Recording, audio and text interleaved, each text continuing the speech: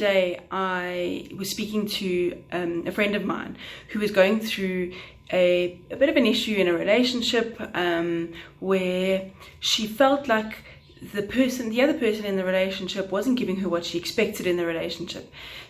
She wasn't getting what she thought she needed, what she used to get from that person, and she was really upset, and she was hanging on to this thing that she really thought if she just hangs on a little bit longer, she'll fix it. If she just tries this thing, it'll be okay. It'll be back like it used to be. And while I'm all for sticking in with relationships and working hard and doing everything you can with relationships, whether they be romantic relationships, this one wasn't, familial relationships, parents, sisters, siblings, whatever the case may be, I do think that there is a time, and this is what I said to her, where you have to try and work out if the thing that you're longing for, the thing that you're hoping for, is not actually something that doesn't exist anymore. And that was quite a hard conversation I had with her, because I said, maybe you're mourning something that no longer exists. Maybe the thing that you're hoping for just isn't there anymore. And so no matter how long you hold on, no matter how hard you try, no matter how many things you do to try and make it better, that thing isn't going to exist anymore. And that was quite a hard conversation, because I think it took her back a little bit.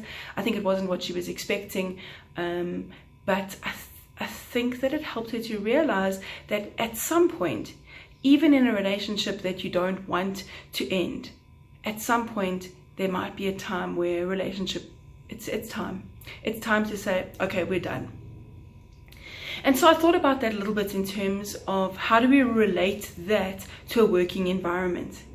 And I've seen it so many times when a company, and I'm actually going through it at the moment with a couple of my clients, where a company goes through a point where there's a period of growth. And everybody thinks that a company grows in sort of a diagonal kind of little, very, sort of gradual, steep thing. But often they don't. Often there is there's gradual growth, and all of a sudden it gets to a point where we've now hit a step up. We've hit a step up in the way that we do things, where all of a sudden people start to realize, oh my gosh, we're not there anymore. We're now over here. And what does that mean? And the things that it often means is that people are long for a relationship in a business that doesn't exist anymore, and that can't exist if the business is going to continue to grow. I'll give you an example. I've had at least 2 clients that I can think of off the top of my head that have been through these periods of step-up growth, where the growth has been relatively rapid, or even if it hasn't been rapid, it's got to a point where all of a sudden I've realized that we're not there anymore.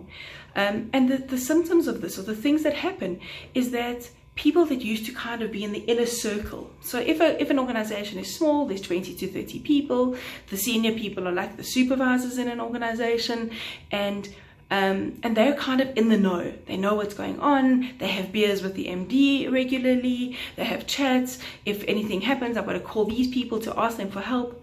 And either those people grow with the organization at the rapid speed at which they grow, but often they don't.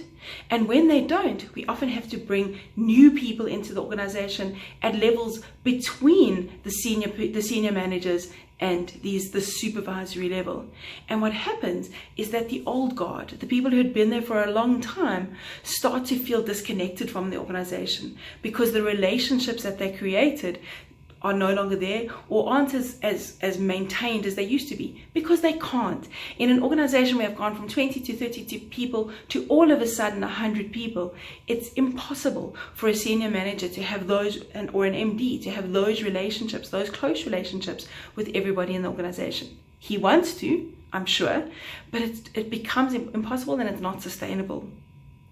And so what often happens is those people hang on to this thing, and they say, this place has changed, you don't care about us anymore, what has happened, we don't have the same culture we used to have, etc., etc. And that's right. We don't have the same culture we used to, but it doesn't mean that we don't care, or that we can't try and maintain portions of that culture. It's just that when an organization changes in size or changes in focus, it does become necessary for us to change the way that we do things. And so often what happens is those people either have to leave, which is not ideal because they have institutional knowledge, or they have to come to terms with the fact that the organization has changed and that they either need to grow with the organization or, like I said, they need to leave. And that's quite a hard conversation to have with somebody, especially someone who you've had a good relationship with, someone who's built the organization to the point where it is. But I think it is a necessary conversation. We can't ignore the fact that organizations change, that things become different as we move on.